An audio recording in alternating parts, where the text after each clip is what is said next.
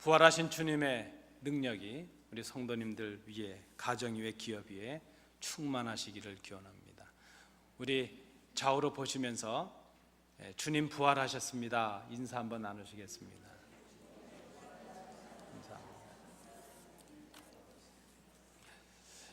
시편 113편부터 118편까지 이 말씀은 우리가 보통 할렐시 이렇게 이름을 붙입니다. 하나님께 찬양을 드리는 시라는 그런 의미입니다. 하나님의 은혜 그리고 그 베푸신 구원의 능력을 찬송하는 시가 바로 오늘 본문 118편의 시입니다. 특히 이 118편의 시는 메시아 예언시로 분류가 되고 있습니다.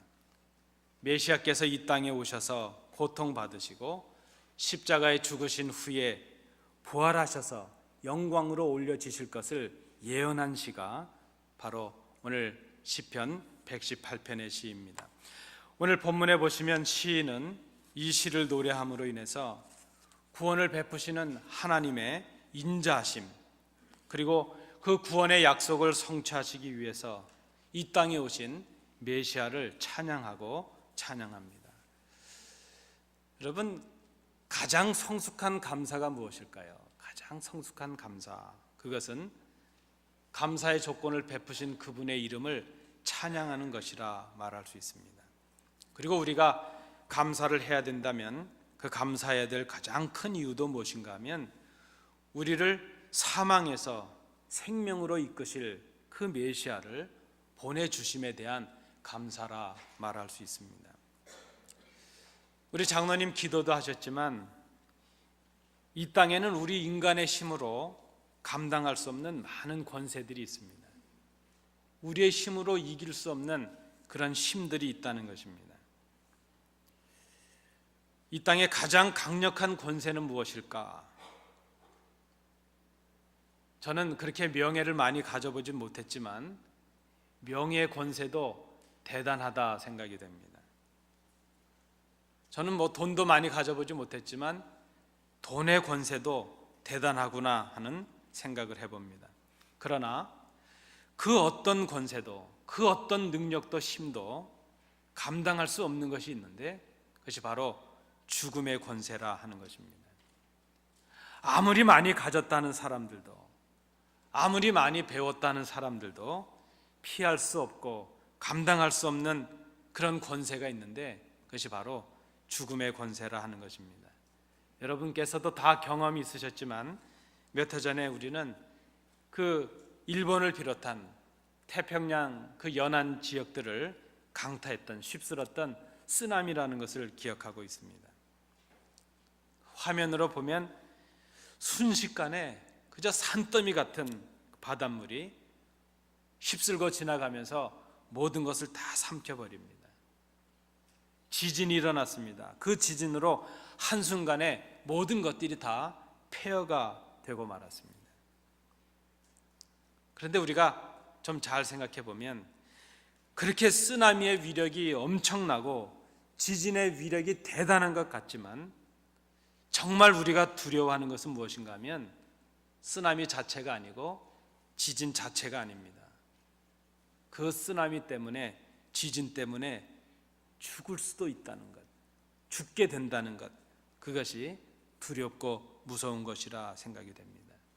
그 참 이 죽음이라고 하는 것, 어떻게 보면 우리가 살아있다는 것 자체가 죽음을 지금 앞에 두고 있는 것 아니겠습니까? 어떤 분이 말한 것처럼 우리는 죽음을 늘 업고 산다, 그 말이 실감이 갑니다.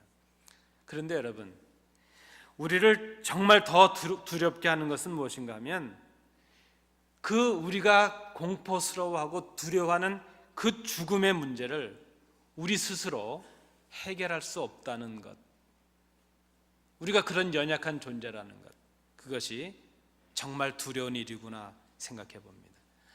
아무리 죽음이 두렵다 한들 우리 힘으로 죽었다 살아날 수 있다면 죽음은 더 이상 두려운 것이 아닙니다. 그런데 우리의 힘과 능력으로 이 죽음의 문제를 해결할 수 없다는 것, 이것이 우리의 실존의 모습이라 말할 수 있습니다. 우리가 죽음의 권세를 이길 수 없다는 것, 이것은 다른 말로 하면 우리의 힘으로는 지금 우리가 가진 이 생명을 지켜낼 수가 없다는 것을 의미합니다. 우리의 힘으로 이 죽음, 다가오는 죽음을 우리가 어찌할 수 없는 것처럼 우리의 힘으로는 생명을 지킬 수도 없고 얻을 수도 없다는 것입니다. 왜 그렇습니까? 이 죽음이라고 하는 것은 생명을 통해서만이 이길 수 있기 때문인데, 이 생명이 우리 힘으로 우리 소관 속에 있지 않다는 것입니다. 그런데 성경은 이렇게 말씀합니다. 그 생명의 주인이 바로 하나님이시라는 것입니다. 생명의 주인 되신 하나님께서 예수 그리스도를 통해서 죽음을 이기고 생명을 얻을 수 있는 길을 우리에게 알려주셨습니다. 우리는 연약해서 감당할 수 없었던 그 죽음의 길, 우리의 힘으로 얻을 수 없었던 그 생명의 길을, 그 방법을 하나님께서 우리에게 주셨습니다. 그 방법은 그리스도께서 죽음을 이기시고 다시 부활하시는 것으로 가능하게 되었습니다. 오늘 본문 22절, 23절의 말씀입니다. 건축자가 버린 돌이 집 모퉁이의 머릿돌이 되었나니 이는 여호와께서 행하신 것이요 우리 눈에 기이한 바로다. 버린 돌과 같이 버려지신 그 주님, 십자가에 죽으신 그리스도께서 다시 살아나셔서 그를 믿는 성도들, 그 성도들로 이루어진 교회의 머릿돌이 되셨다는 것입니다. 죽음에서 사망으로 옮기신 그날이 바로 오늘이요, 오늘 바로 이 주일입니다. 우리의 믿음의 선배들은 주님께서 사망 권세를 이기시고 부활하신 이 날을 삶의 중심으로 삼았습니다. 주님 다시 사신 이 날이 새로운 삶의 시작이 되었습니다. 새로운 신앙의 시작이 되었습니다. 그들이 외치고 증거한 복음의 중심 내용이 되었습니다. 주님께서 다시 사셨다 하는 그것이었습니다. 주님께서 지금까지 하셨던 그 모든 말씀들의 의미를 다시 생각하게 되었습니다. 주님께서 부활하셨기에 지금까지 그들이 소홀히 생각했던 그 말씀들의 의미를 다시 생각하고 그 말씀들의 의미들을 가슴 깊이 담게 되었다는 것입니다. 부활하신 이 날을 중심으로 주님의 죽으심의 의미가 다시 생각되었습니다. 주님 이 땅에 오신 의미를 다시 생각할 수 있었습니다. 부활하신 이 날이 삶의 중심이요 신앙의 중심이 되었습니다.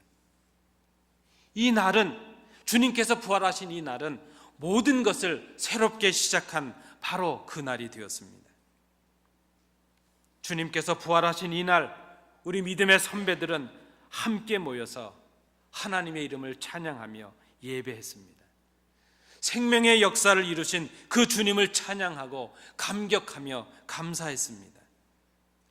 하나님께서 우리의 능력과 우리의 찬송이시여 우리의 구원되심을 노래했습니다.